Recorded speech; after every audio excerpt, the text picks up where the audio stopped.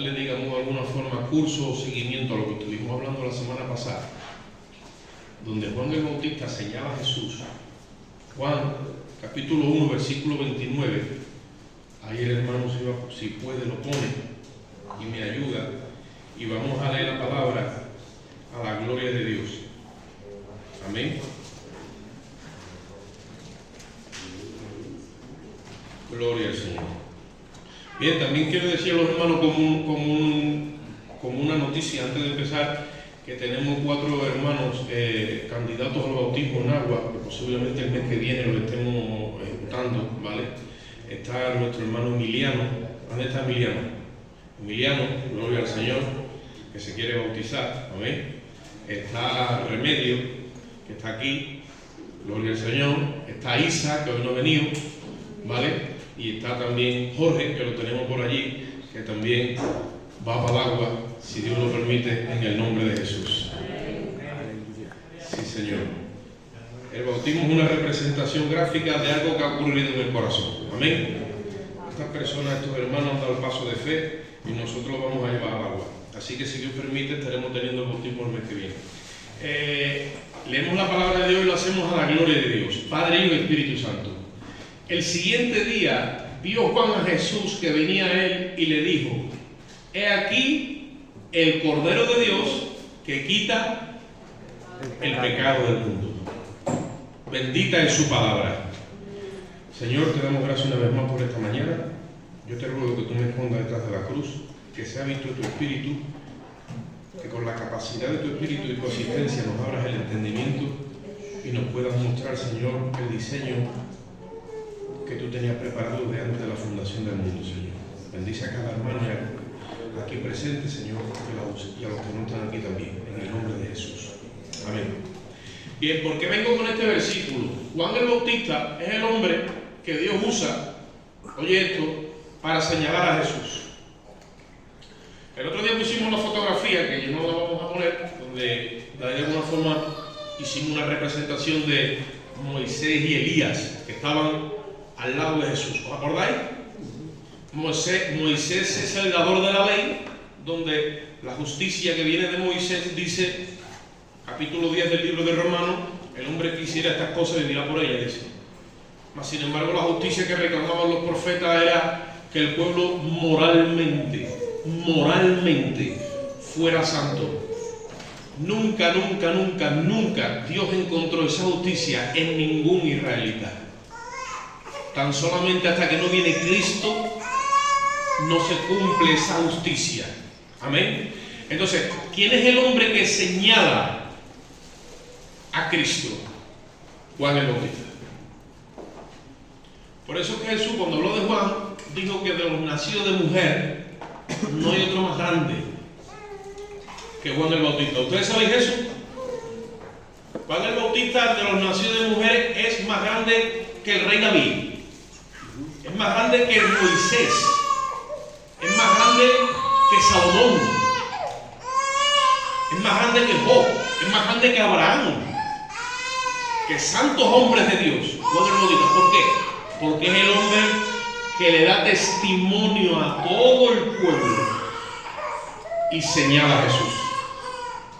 Ese privilegio lo tuvo Juan el Bautista. Y para ese ministerio se tuvo que estar preparando desde el vientre de la madre.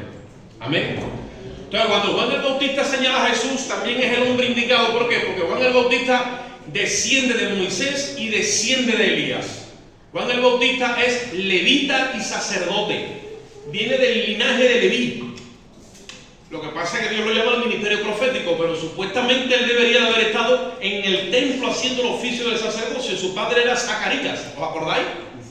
Que Zacarías tuvo una visión mientras que estaba oficiando y se le aparece un ángel y quedó mudo por su incredulidad. Bueno, ya no voy a ir porque yo sé que ustedes conocen Biblia, pero Juan el Bautista es sacerdote levita, lo que pasa es que ejerce su ministerio profético, ¿vale? Entonces, él es descendiente de Moisés y al mismo tiempo también él es descendiente de Elías. ¿Por qué? Porque es el último profeta del corte de Elías. Ustedes saben que Jesús dijo de Juan el Bautista: él es aquel Elías que había de venir. ¿Lo sabéis? Y vestía exactamente igual que Elías, con piel de camello, con cinto de cuero. Igual, es una fotocopia del profeta Elías. Entonces, el hombre ungido, señalado por Dios para señalar a Jesús, es Juan el Bautista. Cuando él señala a Jesús, ¿vale? Entonces la ley de Moisés se queda saciada. Y el ministerio de los profetas también queda totalmente saciado. Por eso es que cuando nosotros vamos al monte de la transfiguración y Jesús se transfigura, estamos viendo una representación en el tiempo de algo que iba a ocurrir, pero que Dios lo anticipa para abrir la mente a Pedro y lo que es a toda la iglesia.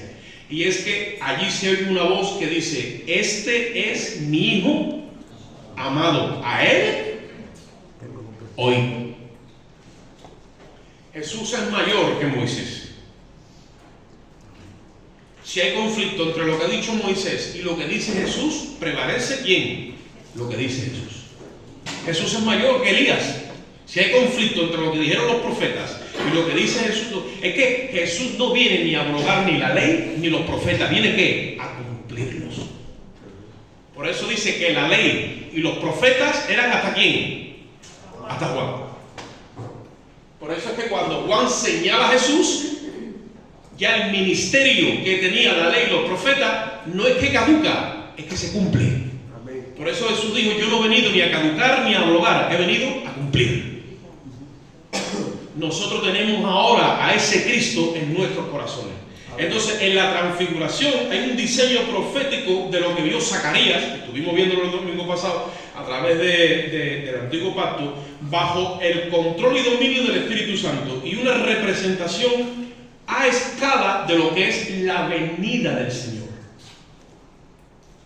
Cuando el Señor venga en gloria, ustedes saben que Jesús se transfiguró y se dice que se le pusieron los vestidos blancos como la nieve. O sea, se puso como resplandeciente, se puso en gloria. Era un anticipo de lo que Dios había tenido siempre guardado en ese misterio escondido y de lo que iba a salir a la luz cuando Jesús resucitara. Es una especie nueva. La Biblia lo llama el nuevo hombre, creado según Dios. Ese nuevo hombre o esa nueva especie de humanidad va a resplandecer. Vamos a tener cuerpos de gloria.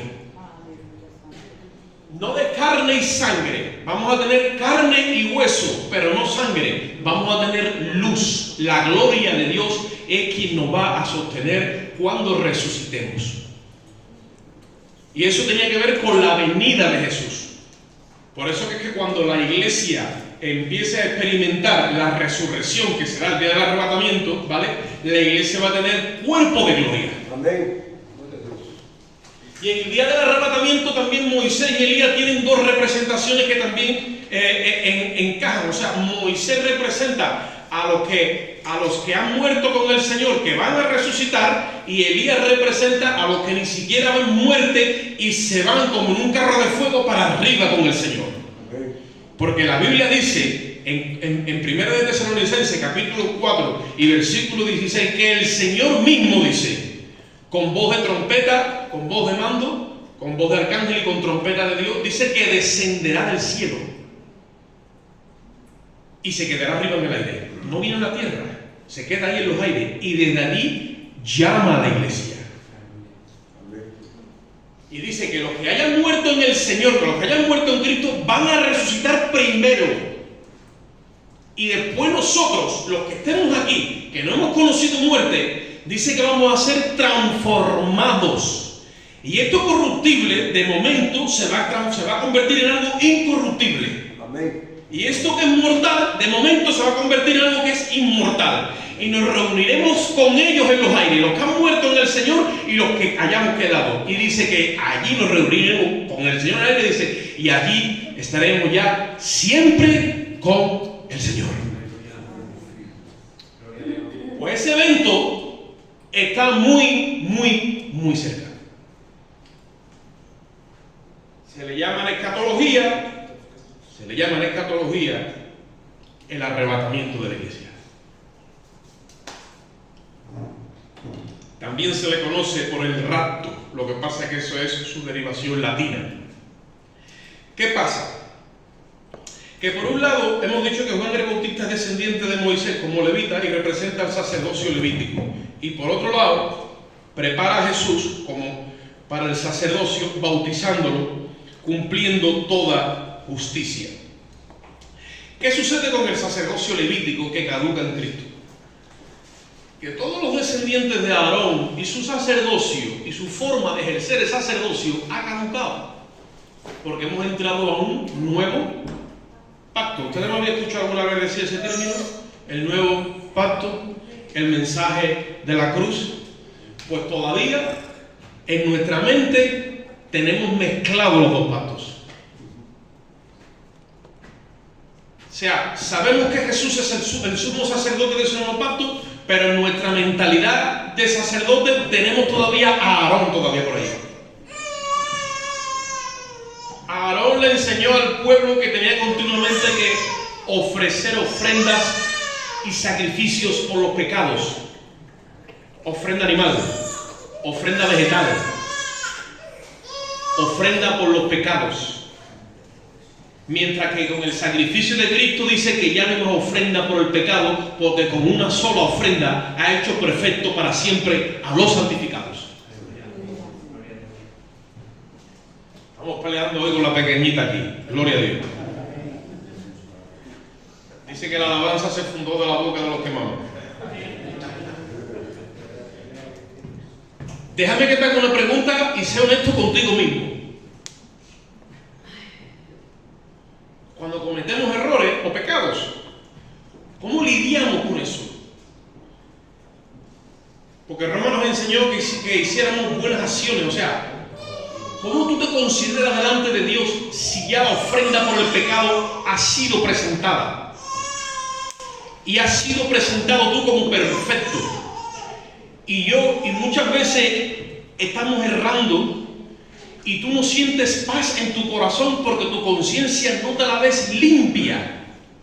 Y estás de alguna forma queriendo agradar a Dios porque la conciencia te acusa, porque la conciencia está o para justificarte o para acusarte. ¿Vale? Ese es el chi que Dios nos ha dejado. ¿Y cuántos de nosotros, honestamente, que decimos que estamos en el nuevo pacto, que estamos en Cristo, cuántos de nosotros no nos estamos comportando como Aarón?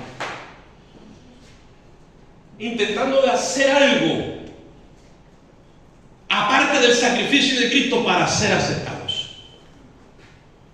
Eso es la falta de conocimiento, simplemente que estamos expresando del sacrificio perfecto que Dios ha hecho delante o sea, que Dios ha hecho en Cristo en la cruz del Calvario. Amén, gloria a Dios. Cuando tú has aceptado a Jesucristo, eso es más que suficiente. Estás sobrado para declararte delante de Dios santo, irreprensible y sin mancha. La sangre de Cristo tiene un poder incalculable a los ojos de Dios. Dice la Biblia que limpia la conciencia. El sumo sacerdote antiguo, que era Aarón, dice que él entraba con sangre de toros y de machos cabríos y además entraba en un santuario terrenal. La Biblia dice que Cristo no entró en el santuario terrenal, entró en el celestial. ¿Sabéis que allá arriba hay un santuario? Allí ha entrado Cristo. Y Él no ha entrado con sangre de toro ni de macho cabrío, ha entrado con la suya propia. Jesús, dice la Biblia, traspasó los cielos y se presentó en aquel lugar que se le llamaba la fiscalía, donde estaban anotados todos tus pecados y los míos en un acta de decreto que nos era contraria. Y Él cogió la sangre suya y dice que la vertió sobre las actas de los decretos. Cuando cogió y fue crucificado en la cruz, dice que esa acta la clavó en la cruz y la anuló. No había forma jurídica de que ningún hijo de Aarón pudiera hacer eso en 1000 años de vida.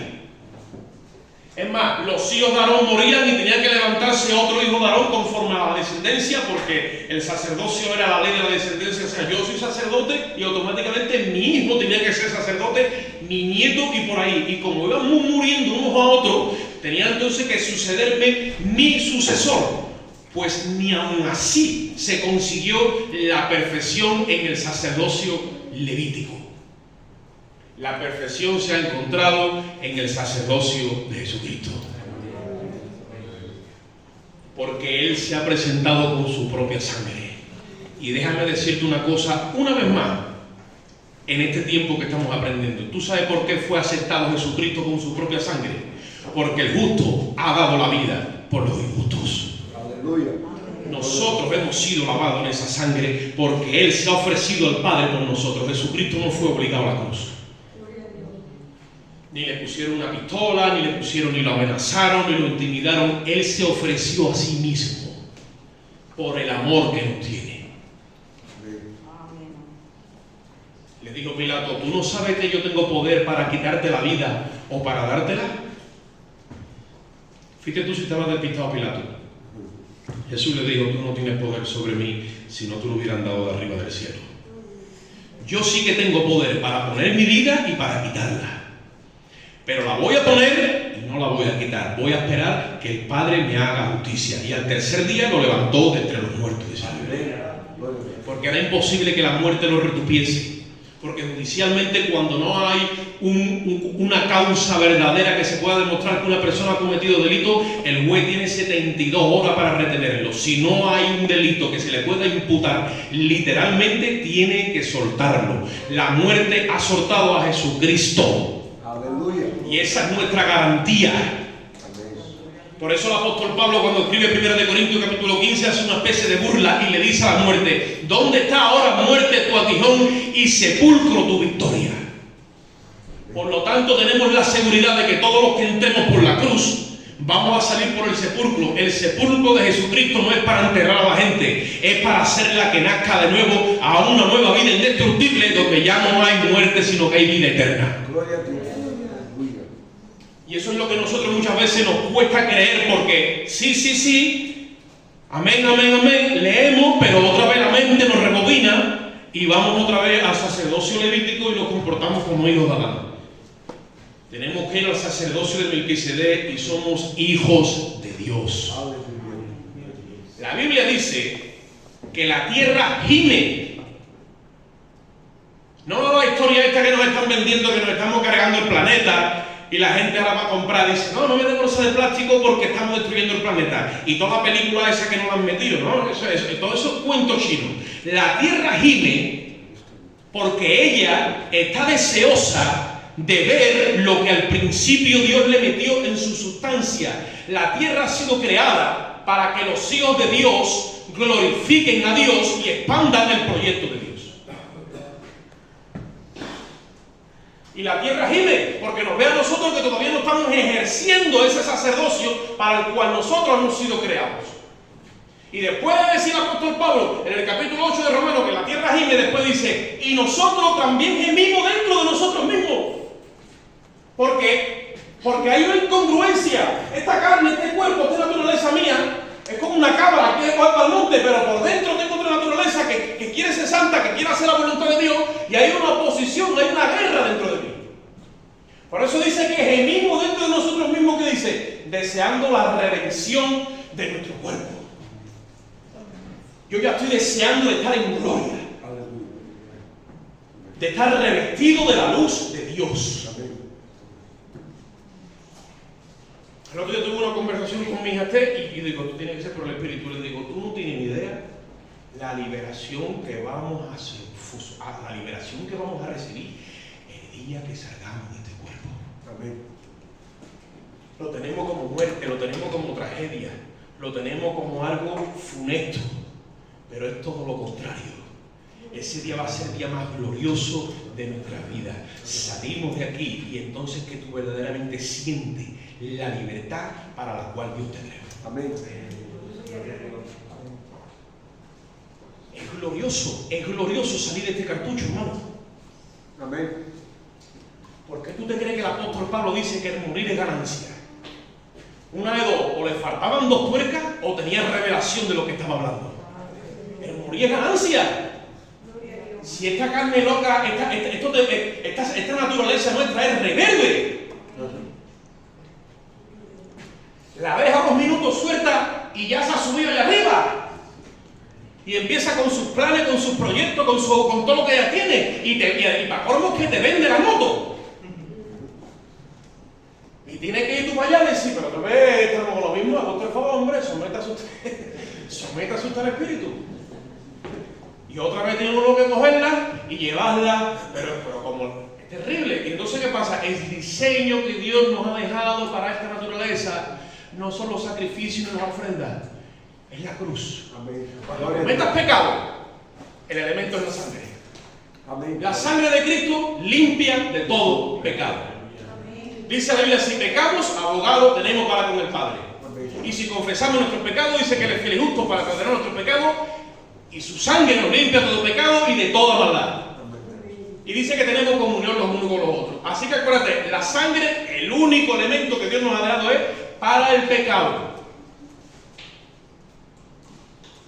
En el Nuevo Pacto hay gente que dice, por momentos, ¿no? Sientes temores, sientes presión y dice, me cubro bajo la sangre. No, no te cubras bajo la sangre, tú ya llevas bajo la sangre desde hace tiempo.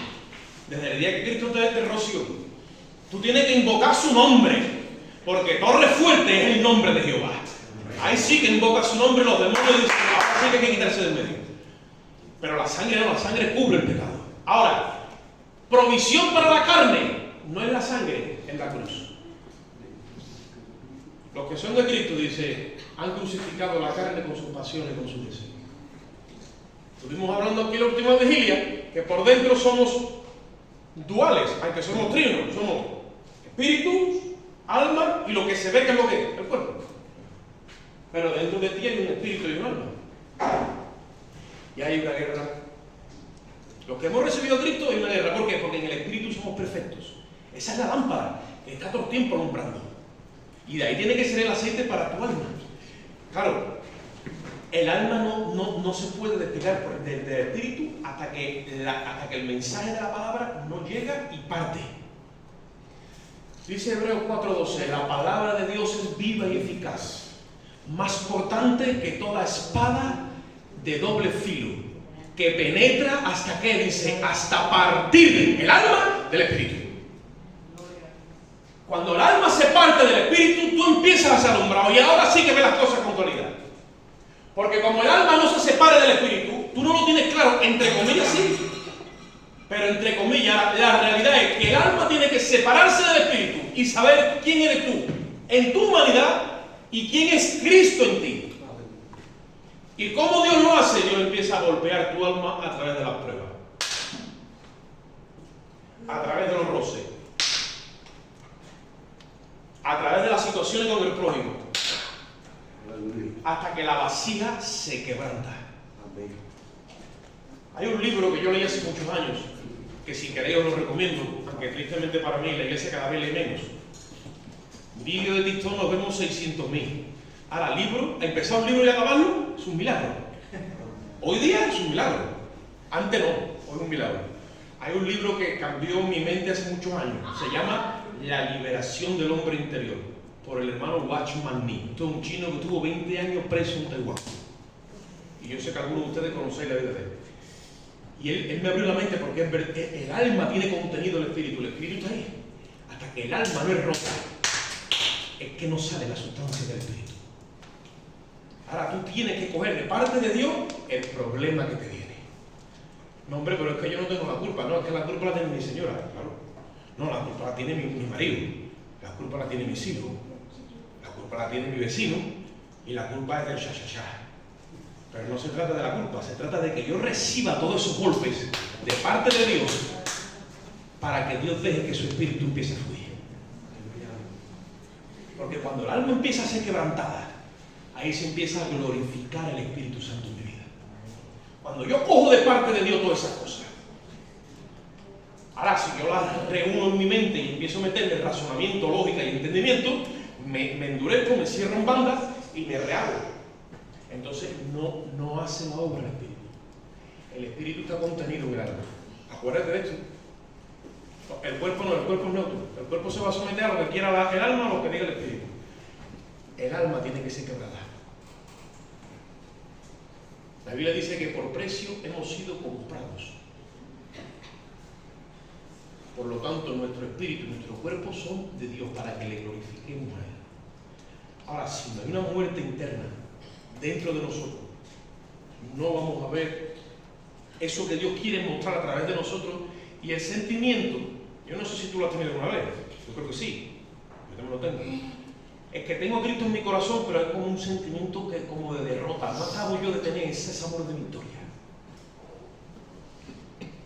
no acabo yo de echarle mano verdaderamente a lo que Él quiere que yo le eche mano, a tener esa alegría de los triunfadores. Usted sabe lo que es un paseo triunfal, como pasaban por allí, por Roma, los gladiadores cuando venían de conquistar. ¿Ustedes saben lo que disfrutan los futbolistas de un equipo cuando gana la Champions League o gana la UEFA? Europa League. Ellos en ese momento están tocando una especie de gloria, pero eso es un rato. Al rato ya se ha ido. Es más, al día siguiente ya hay que volverlo a demostrar. Mas, sin embargo, nosotros tenemos la oportunidad de saborear eso y no dejarlo de saborear. El apóstol Pablo, cuando entiende esto, dice: me ha sido mandado un avión de parte de Satanás. Yo le he dicho al Señor 3 veces que me lo quite, y el Señor, en vez de quitármelo, me ha dicho: bástate mi gracia, gózate ahora. Y tú dices: pero esto cómo va a ser. Claro, ¿por qué? Porque le fue dado por Dios. Y hay cosas en tu vida y en la mía que por más que tú dices, pero vaya tela, Dios no te lo quita. Porque es eso lo que está permitiendo de que tú te mantengas agarrado a la cruz.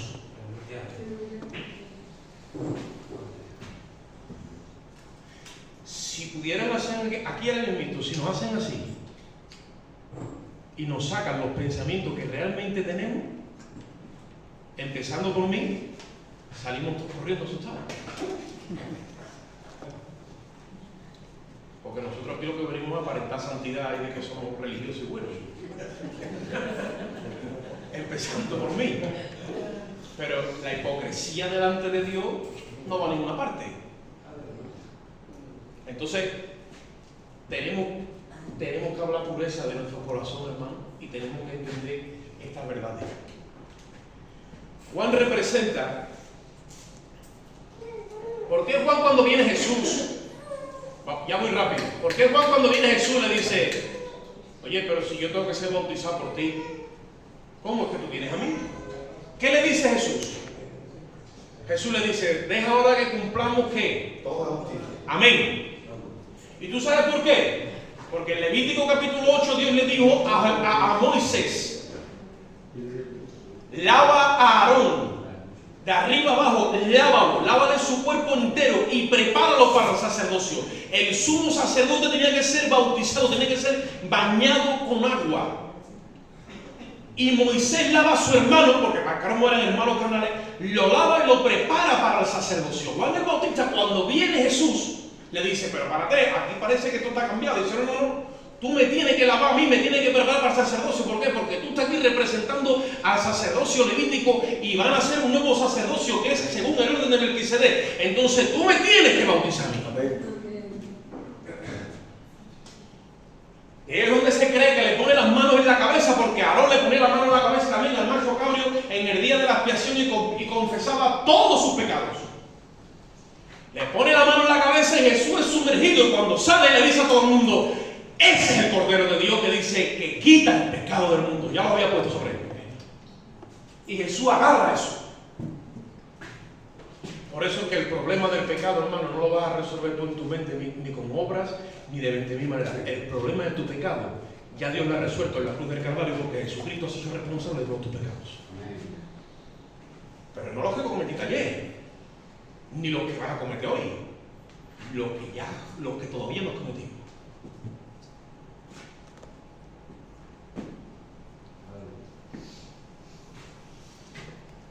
Ahora empiezan los rollos de los calvinistas, que no sé qué, que salvo siempre salvo. Yo te lo digo tal y como la Biblia dice: Él con una sola ofrenda está hecho perfecto para siempre delante de Dios. Amén. El presupuesto lo ha presentado Jesucristo, no lo ha presentado tú. Él sabe lo que ha hecho contigo. Él sabe cosas de ti que ni siquiera tú sabes. Él ha visto ya cosas de ti que ni siquiera tú no has visto y que te tienen que pasar y ya están perdonadas. Amén.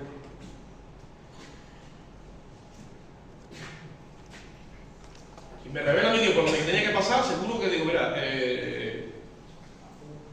para el... No lo voy a revelar. Pero delante de Dios sí que ha testificado delante de cada uno de nosotros. Entonces, Juan representa el linaje profético que moralmente buscaba una justicia moral, por eso viste como el profeta Elías y se crió en los desiertos y da testimonio de él. Elías es aquel que había de venir según el profeta Malaquías. También representa el arrebatamiento de los santos, como ya dije, y los que están vivos, para los que están muertos y los que están vivos. Nos encontraremos con el Señor en los aires. Yo voy a pedir un momentito que vayamos al libro de Daniel. Ahora vamos a intentar de ir ya más rapidito. Daniel capítulo 9, versículo 24. Todo esto es una preparación para algo que yo quiero enseñar o compartir con ustedes. Daniel 9, 24 al 27.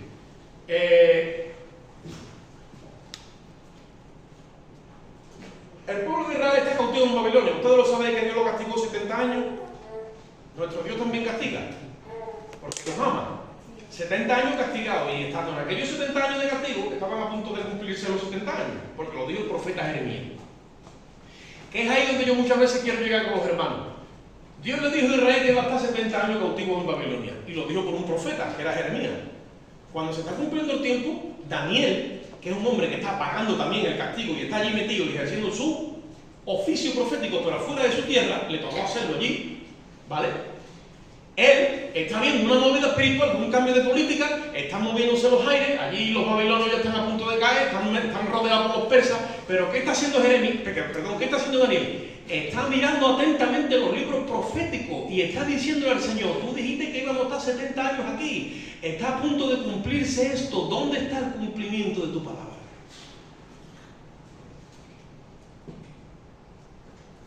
Nosotros muchas veces conocemos la palabra, pero no estamos hablando con Dios conforme a la palabra, conforme al conocimiento que tenemos, y ni mucho menos estamos esperando. Hay gente que le dice al Señor, Señor, ¿esto por qué? Lo otro, y se queja o le dice al Señor cuatro cosas y se va. Y no se queda esperando la respuesta. Como si Dios fuera, le dio cuatro cosas y está, ya. No, quédate esperando, que te va a responder. Daniel empezó a orar,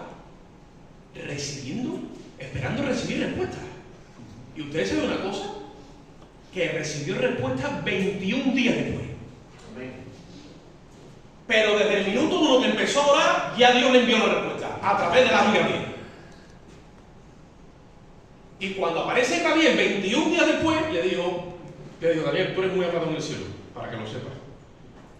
Y otra cosa te digo, si Daniel, profeta de Dios, era muy amado en el cielo, tú por causa de Jesucristo eres igual de amado o más que Daniel. Amén.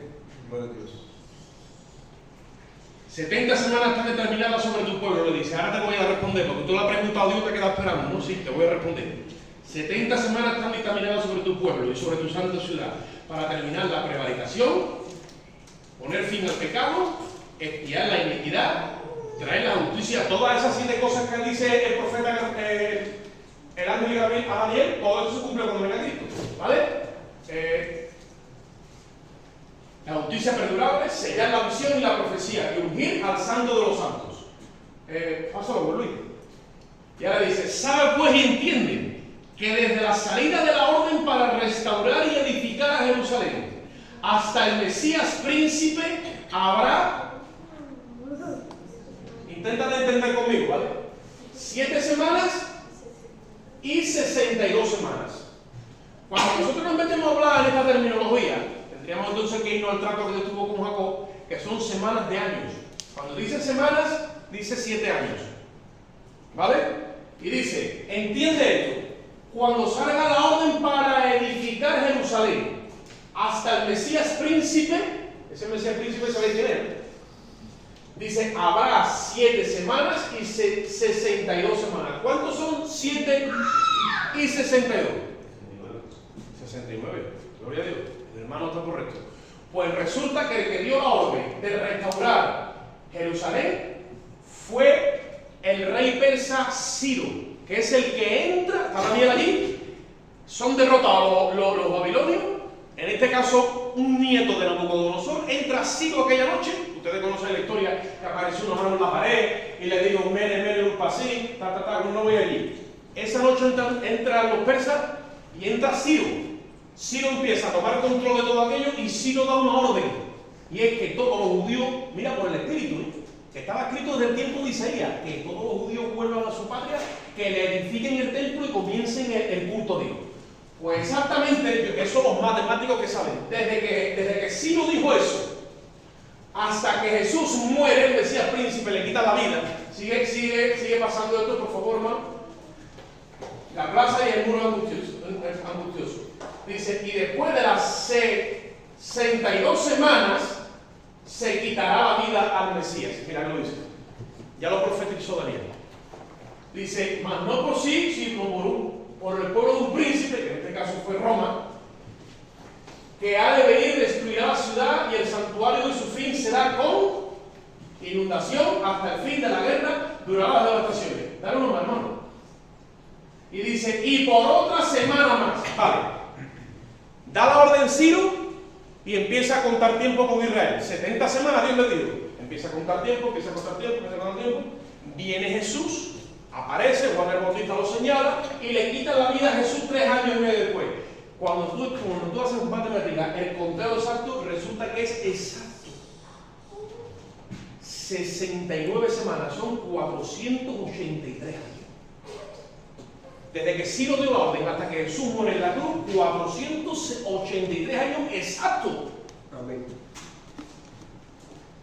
¿Qué es lo que sucede? Que cuando Jesús muere en la cruz, el tiempo de Dios con Israel, de esas 70 semanas, se ha parado. Esto para los que dicen tradicionalmente que Israel es el reloj de Dios. Yo no sé si tú lo has escuchado alguna vez. Israel es el reloj de Dios. Israel es el reloj de Dios. Vale, yo te tengo una buena nueva. El reloj de Dios se llama Jesucristo.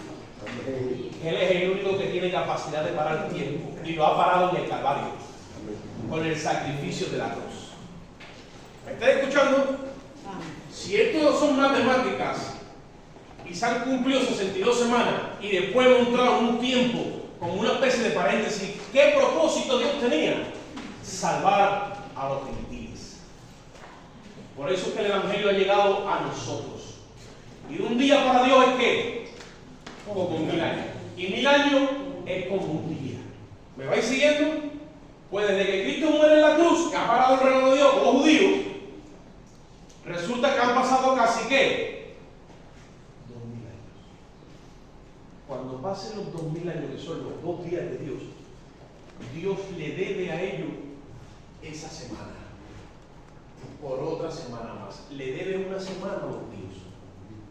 ¿Por qué? Porque ellos en 483 años no recibieron al Mesías.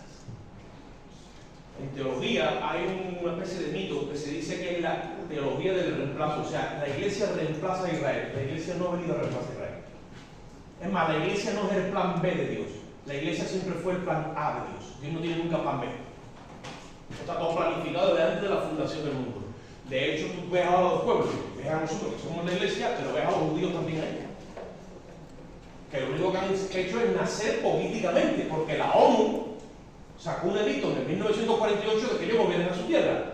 Y de todos los que están allí, que la mayoría tienen pacto con Lucifer desde que estuvieron en Babilonia, solamente un pequeño grupo, que son los hombres de negro, que tú los ves en el mundo de las lamentaciones, y los ves en el barrio viejo de Jerusalén, la comunidad jaredí, vestidos de negro porque ellos no tienen templo. Vale. Como Dios le debe a ellos una semana, esa semana se tiene que cumplir con ellos, no con la iglesia. Ahora, para que se cumpla la semana con ellos, la iglesia tiene que irse de este mundo. La iglesia tiene que irse de este mundo. Tiene que desaparecer en un abrir y cerrar de ojos. Entonces, ¿qué sucede? Sucede que según la profecía de Daniel, como Daniel recibió esto, y desde la orden de reconstruir el templo hasta la muerte del Mesías príncipe habría 69 semanas, porque 7 más 62 son 69. 69 semanas de años hacen un total de 483 años naturales. Por lo tanto, Cristo con su sacrificio ha detenido el reloj de Dios, o el tiempo crono de Dios por los judíos, dejando 7 años por cumplirse, llamándose la semana 70 de Daniel, y es lo que nosotros conocemos hoy como la gran. ¿Por qué la gran tribulación tiene 7 años? 3 años y medio, 3 años y medio. Porque es la semana que le falta por cumplirse a los judíos. En esta semana, hermanos, los judíos van a conocer a Jesucristo. Estos 7 años es un trato de Dios con los judíos. Y va a ser tan fuerte, pero tan fuerte, porque los judíos no han recibido a Jesucristo, te lo digo para que tú lo sepas. Ellos, en cuanto al Evangelio, son enemigos de Dios. ¿Vale? Nosotros le hemos creído al Evangelio, no sigo conforme al Evangelio, ellos no son enemigos de Dios. Hay un pacto que Dios le tiene hecho a Abraham, entonces por causa de la elección, ellos son escogidos. Y por eso es que va a cumplir esto. Pero en cuanto al Evangelio, ellos son enemigos de Dios. ¿De acuerdo? O sea, que si tú ves que ellos matan niños y hacen cosas que no deben, eso hay que señalarlo. No, eso está mal. Lo mismo si lo hago yo, lo mismo que haces tú, o lo mismo que hace cualquiera. No, es que es Israel, no, vamos a ir a Israel. Nuestro ídolo se llama Jesucristo. Ellos han desechado a Jesucristo, sí. Ahí le viene una semana. La Biblia lo llama a ese tiempo la angustia de Jacob, de la que le va a caer encima. ¿Te estás escuchando? Pero ya la iglesia no está. La iglesia se fue. Porque la iglesia no tiene nada que ver con la elección de Israel. La iglesia es un pueblo escogido por Dios de judíos y de gentiles. Ahí han entrado todo el que ha creído. Todo el que creyere sería salvo. ¿De acuerdo? Empezó con los judíos, después con los gentiles. Pero la gran mayoría del pueblo de Israel ha negado a Jesús. ¿De acuerdo? Y si tú vas hoy a Jerusalén o vas a aquella tierra, porque es que se ha mezclado, yo no sé si te has visto con un hermano, la tierra de Israel, esto te llevan a un tour, te llevan al mar de Galilea, te llevan a Judea, te llevan a buscar templo, te llevan a donde Jesús predicó, y claro, tú vas para allá y de alguna forma, como estás como sintiendo que Jesús estuvo allí en carne, que es verdad, tú estás todo el tiempo sintiendo la presencia de Dios, Jesús todo y esto, lo otro, tú vienes medio embriagado, que es lo que le ha pasado a muchos hermanos en la fe, y vienen medio judaizados, que después de venir muchos se han circuncidado. Y se han comprado un tallidete y una equipada y se trabajan todo el tema, y te ponen el candelabro de 7 brazos, con la vela y se te mete. O te bautizan en el Jordán, toda esa película es real, y hay muchísimos pastores que han entrado por ahí, y yo no soy quien para jugarlo, yo allá. Pero vamos, que el mismo bautismo que le hicieron en la bañera es el mismo que vale que el que se bautiza en el Jordán. Porque el bautismo es en la cruz. Ahora, esto que viene no es para la iglesia, esto es para los judíos. Eso es por los judíos. Entonces, ¿qué es lo que pasa? Que Cristo ha detenido el reloj, ha detenido el tiempo crono con Israel, abriendo una ventana en el tiempo para los gentiles, que son 2000 años, cumpliendo así los 7 milenios de Dios en la dispensación de la gracia. Cuando tú haces el control numérico real, esto es calculadora pura, de Adán hasta la muerte de Cristo, no el nacimiento, la muerte de Cristo, 4000 años exactos. Y desde la muerte de Cristo hasta este 2033, que ya lo tenemos por ahí, 2000 años exactos más. Se llaman los 6 días de Dios. Después de los 6 días de Dios, que es el tiempo que Dios le dio al hombre para que se gobernara a sí mismo, Jesucristo tiene que retornar a la tierra, sí o sí, para traer la paz y la justicia duradera y perdurable como hemos leído. Entonces, no me gusta dar la fecha porque yo no soy profeta, no me gustan las cábalas, pero todo esto se está moviendo. Yo no sé si ustedes han escuchado hablar, sí o no, de algo que le llaman la Agenda 2030. ¿Había escuchado algo? La Agenda 2030, que dice que es para el desarrollo sostenible de los pueblos, para quitar hambre y ta. Bueno, pues yo te voy a decir en palabras finas y sencillas el propósito de la Agenda 2030. El propósito de la Agenda 2030 es que cuando empezaron en el 2020, para acabar en el 2030, se le llama Agenda 2030, 10 años. Quiere decir que cuando se cumpla el 2030, todas estas personas que están en la élite gobernando, digamos, el mundo, tienen un solo propósito: traer a la luz del mundo al que ellos van a llamar el Mesías o el Cristo, pero que nuestra Biblia dice que es el anticristo, ¿de acuerdo? Este hombre vendrá con un plan de paz y seguridad a arreglar el caos que aquí abajo hay, y lo que tienen en su mente y en su corazón, y la Escritura nos avala, es que todo el mundo esté sellado o en la mano o en la frente, ¿vale? Que es un sello que va ahí en vena, para que todo aquel que no tenga eso ni pueda comprar, ni pueda vender, ni se pueda mantener dentro del sistema de esta tierra. Ahora, si tú me dices, mi hermano, tú es que estás hablando de unas cosas que es que tú estás como embriagado con la profecía. Y yo te digo, vale, pero la gente 2030 no me lo inventa yo. Que el aparatito ese esté escuchando noche y día, tampoco me lo he inventado yo. Que tenga uno que entra en el móvil para coger una cita en el médico, tampoco me lo he inventado yo. Y que tú tan tranquilo en el sofá y te diga el móvil y te empieza a llamar, eso tampoco lo he inventado yo. Porque te llama, te da un silbido y lo coge. ¿Eso qué es lo que es? Eso es algo que lo tenemos hoy en nuestros días, lo estamos masticando. Eso es el cumplimiento de la profecía. Nosotros nos ha tocado vivir este tiempo.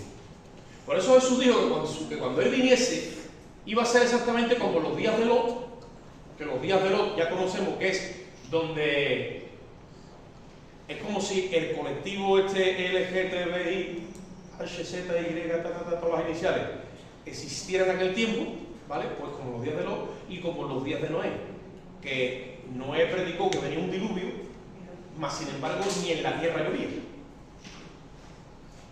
Tú ves y le dices a una persona, mira, más o menos, a lo mejor yo tengo más capacidad por los años de rodaje de explicarlo, pero tú le explicas más o menos esto yo te estoy diciendo.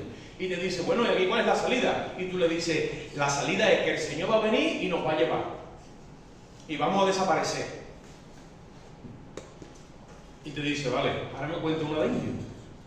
Porque no se lo cree. Pero tú qué te crees que la gente pensaba cuando Noé decía que venía un diluvio. Si nadie había visto llover, es que no habían visto nunca con sus ojos llover. Si la tierra se regaba como un vapor de humo. Salía como rocío. La venida del Señor tiene dos tiempos. Uno es el arrebatamiento y otro es la segunda venida. Y tendrá que ser en el tiempo de una fiesta judía. Ya con esto vamos a ir acabando. ¿Cuándo comenzará el tiempo con los judíos de cumplir la semana 70?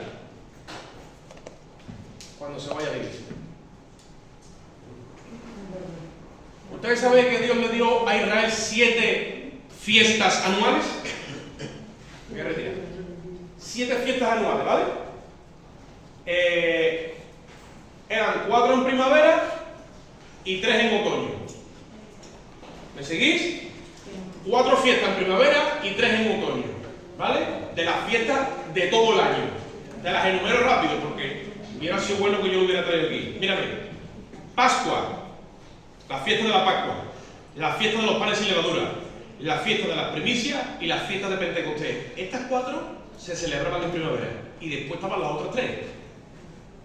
La fiesta de trompetas, la fiesta del día de la expiación y la fiesta de los tabernáculos. Te explico rápido. Cuando Jesús vino la primera vez a la tierra, que Jesús vino, ¿a que tú sabes que Jesús vino? Tú tienes certeza porque tú lo has conocido en tu corazón y sabes que se ha cumplido eso. Pues resulta que los 4 primeros eventos los cumple Jesús con su muerte y resurrección. Jesús murió literalmente un día de Pascua judío. O sea, el día que ellos estaban celebrando la Pascua, el mismo día que le tocaba celebrar la Pascua, ese día muere Jesús a las 3 de la tarde allí en el crucificado. Y mientras que el sacerdote allí estaba degollando supuestamente el cordero, que era lo que se hacía en aquel tiempo, y todos los judíos mirando para allá, Jesús muriendo como un maldito en una cruz allí con un montón de gente.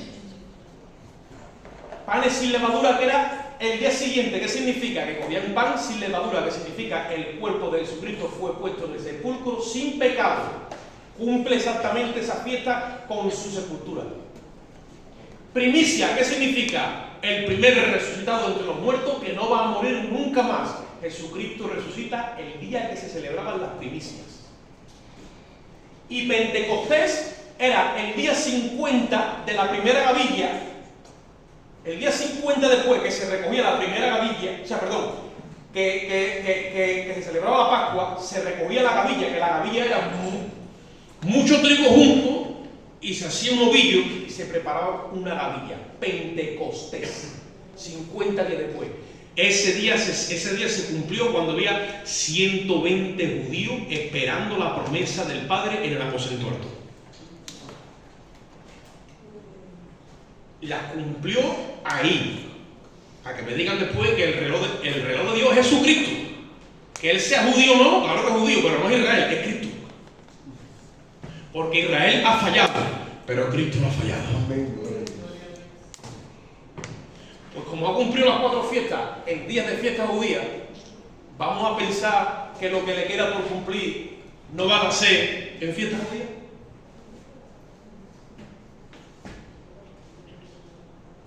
Si ha cumplido las 4 primeras en primavera, cumplirá lo que le queda de su proyecto en las fiestas judías de otoño. Por eso todos los analistas creen y piensan, yo me voy a meter, que el arrebatamiento va a tener que ser en un día de fiesta de trompetas judío. Porque era también la única fiesta en Israel que no se sabía el día y la hora, porque resulta que era conforme al comportamiento de la luna. Y hay un momento donde la luna no acaba de estar llena, entonces tenía que subirse un sacerdote de arriba y quedarse mirando hasta que la luna se completaba. Por eso no se sabía ni el día ni la hora, y cuando la veía completa es que salía corriendo para abajo y empezaba a tocar trompeta. Nosotros no tenemos que estar mirando la luna, tenemos que estar mirando el sol de justicia que se llama Jesucristo. Pero se va a cumplir en un día de fe. Hermano, eso cómo va a ser si el día y la hora no sabe nadie. Claro, el día y la hora no sabe nadie. Pero Jesucristo va a cumplir la profecía. El día del Señor es un periodo de 7 años de oscuridad antes del milenio. Y a la medianoche se escuchó una voz. Mateo 25, capítulo 3 y 4. Ya vamos a acabar. A la medianoche se escuchó una voz. ¿A ustedes suena ese término? Jesús dice que el reino de los cielos será semejante a 10 vírgenes. Y dice que 5 eran. ¿Y otra? La sensata. Dice que tomaron con sus lámparas, juntamente con sus lámparas, que tomaron aceite en su. Y las que no eran sensatas, dice que. Entonces, las más prudentes tomaron aceite en sus vasijas y las insensatas, tomando sus lámparas, no tomaron consigo aceite. ¿De dónde viene ese aceite que supuestamente la sensata tiene? Déjate romper por el Señor. Para que la vasija de tu alma absorba el propósito de Dios contigo. Deja que la personalidad de Cristo salga para afuera y se te quede impregnada en tu personalidad humana. Deja que Dios trate contigo. No te endurezcas al trato de Dios. Ahora sí que estoy hablando serio con la iglesia.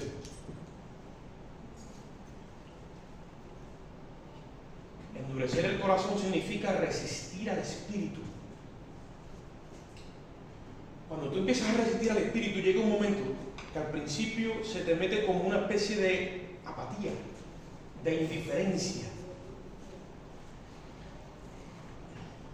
Si eso sigue y sigue resistiendo el Espíritu, llega la incredulidad. Y la incredulidad es la que te impide a ti creer y arrebatar esa provisión de justicia que las sensatas tienen. Por eso dice, las prudentes tomaron aceite consigo en sus vasijas juntamente con sus lámparas. Dale a otro versículo más, hermano. Y tardándose el esposo, todas cabecearon y se durmieron. Voy a hacer una pregunta. ¿No hemos tenido los que tenemos ya años en el Señor que el esposo se está tardando esa sensación?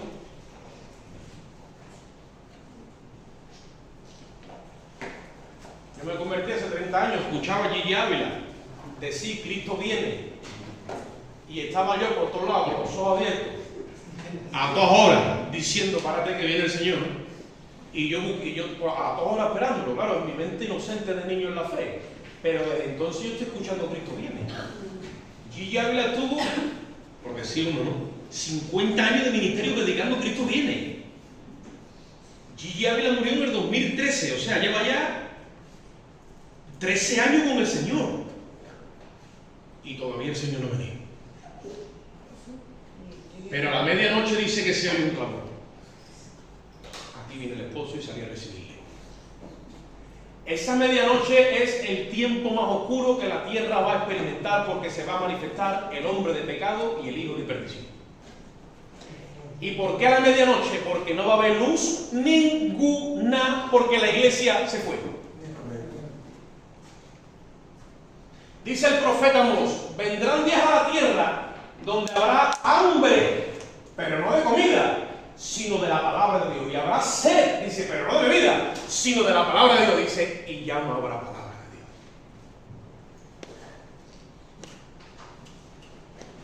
Y entonces aquellas vírgenes se levantaron y empezaron todas a arreglar sus lámparas. Aquí es el letargo a venir, el tiempo de la tibieza, la iglesia de la Odisea. La iglesia de la Odisea en el tiempo es la séptima desde el postrer Adán. O sea, viene Cristo y después en el orden de toda la iglesia es la iglesia séptima del postrer Adán. De ahí Dios tiene que sacar gente, sanada de la tibieza y llevársela al arrebatamiento. Hubo un hombre que se llamaba Enoc, dice la Biblia, que caminó con Dios. Y dice la Biblia que era séptimo desde Adán.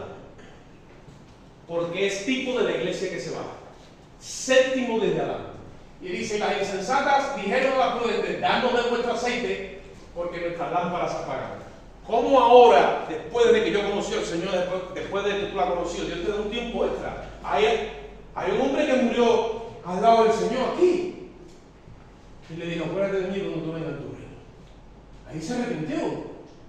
¿Ese hombre es salvo? Claro que es salvo. ¿Está con el Señor? Claro que sí. ¿Pero qué más pudo hacer ese hombre? Pagó el precio de su pecado, las consecuencias, y ese hombre expiró y está con el Señor.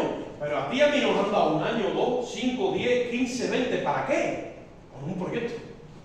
Hay un propósito. Tienes que ir en pos de ese propósito. Ahí dice: mas las prudentes le respondieron diciendo: para que no nos falte. Es que es imposible que yo, con mis experiencias, con la fe que se ha desarrollado en mi vida, o tú en la tuya, tú puedas ahora llenarle el corazón a un hermano, que esto es intransferible y personal. Y ahí se dan cuenta que lo que no tienen es crono. El diablo, hermano, ha hecho una jugada maestra, que el Señor lo reprenda. Y yo muchas veces cuando hablo con mi Señor le digo: pero es un artista, y hay que reconocerlo. Es un artífice. Los peores tiempos de toda la humanidad, que es cuando deberíamos estar aprovechando más el tiempo, ha diseñado un sistema para perder tiempo más que nunca. Por eso que se dan cuenta que necesitan tiempo y ahora no tienen. Y dice: para que no nos falte, ir más bien a los que venden y comprar para nosotros mismos. Va a haber un tiempo donde todo el mundo va a saber que el Señor viene, la iglesia entera va a estar sentir. Pero hay muchos que se van a sentir, que no se van a sentir justificados, que de alguna forma no han ejercido esa fe en el sacrificio. Y otros sí, porque esto no es por obra, esto es por fe. ¿Ustedes saben lo que le dicen? Dice, ¿le puede dar el versículo anterior, hermano? Dice: las prudentes le respondieron: para que no nos falte a nosotros y a nosotras, y más bien a lo que qué, y comprar para vosotros mismos. Yo el otro día hablé de estos señores, yo los he vuelto a repetir. Yo no sé si son ellos, ni yo me voy a decir, pero ustedes saben que esos 2 testigos son los que van a estar vendiendo aceite en la gran tribulación.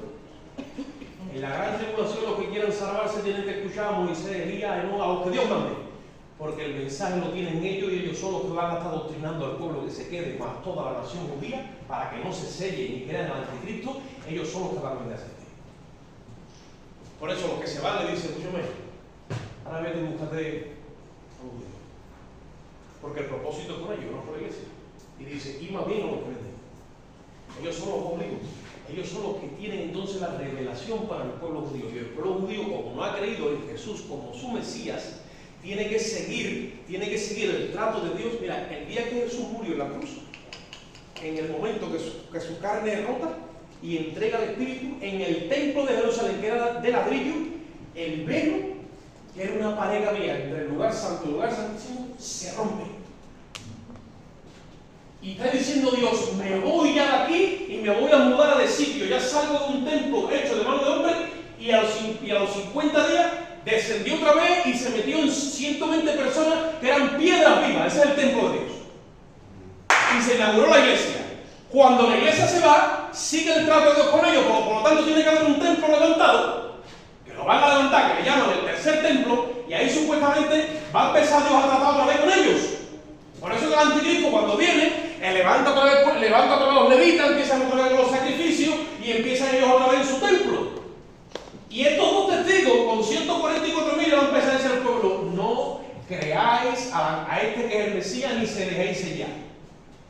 Por eso es que este hombre, cuando resucita entre los muertos, porque es otro engaño que va a hacer, Apocalipsis 13:7 dice: y miré a una de las 7 cabezas que fue herida de muerte y revivió, y toda la tierra se maravilló en pos de la bestia, diciendo: ¿quién como la bestia? Cuando este hombre se levanta entre los muertos y le quiere decir al mundo: soy Dios y he venido, es lo que hace que cumple la abominación desoladora, y a los judíos que les ha dejado su templo levantarlo otra vez y están allí ellos sacrificando sangre de animales.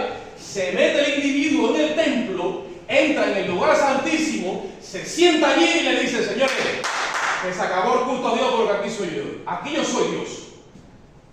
Y estoy parafraseando porque usted, que conoce Biblia, todo eso está escrito por el apóstol Pablo en Tesalonicenses. Y ahí es cuando digo a Jesús: cuando esto pase y ustedes vean la abominación desoladora de la cual habló el profeta Daniel, entonces ahora sí que os digo, antes no, ahora corran a los montes. Es más, no vuelvo a casa ni por la chaqueta, porque ahora la salida va a ser mártires. Pero yo tengo una buena noticia, que todavía hay aceite para la iglesia. Y hay que hablar de lo que tenemos ahora y de lo que viene.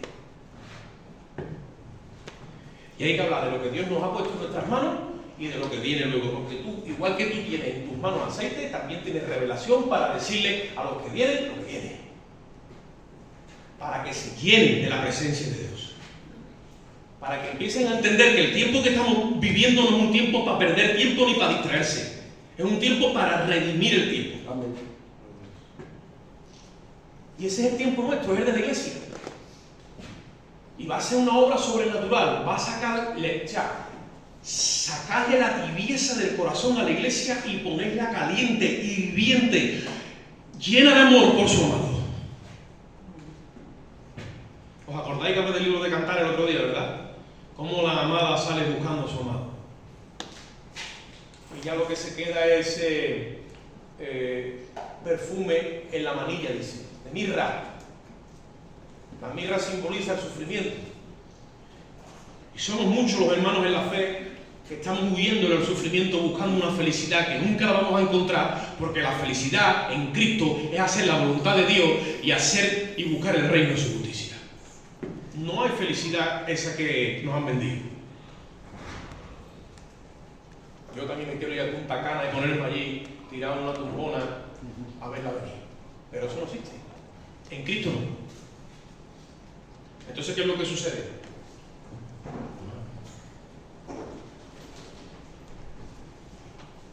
Dice la Biblia: si oyeres hoy su voz, no endurezcáis vuestros corazones. Y si aquí hay alguna persona que no es salva, hoy es el día de salvación. Amén. Gloria a Dios. Ahora, si tú has oído su voz y has endurecido el corazón y no te responde el conocimiento que tiene con lo que tu corazón te dicta, porque hay como una especie de dureza, hoy también es el día para que Dios te grande eso.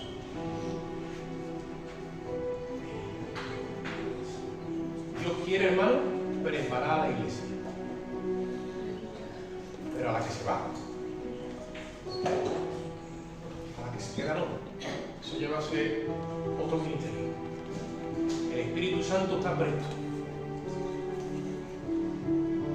Si tú has conocido la voz del Espíritu Santo y has endurecido el corazón por cualquier motivo, ya no hay forma de buscar excusas, hoy es el día para decirle: Señor,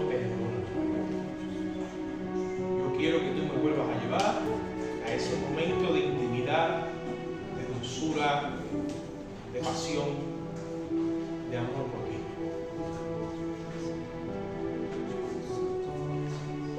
porque se han quedado tibios, hermano. Vamos a inclinar nuestro rostro, vamos a orar esta mañana. Padre, te damos gracias por tu infinito amor y tu misericordia.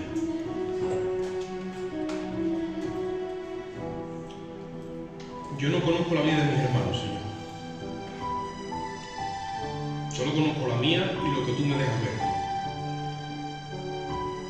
Ni siquiera yo soy digno de tener que estar compartiendo estas cosas y las hago en obediencia a ti, porque yo muchas veces también desobedezco, Señor.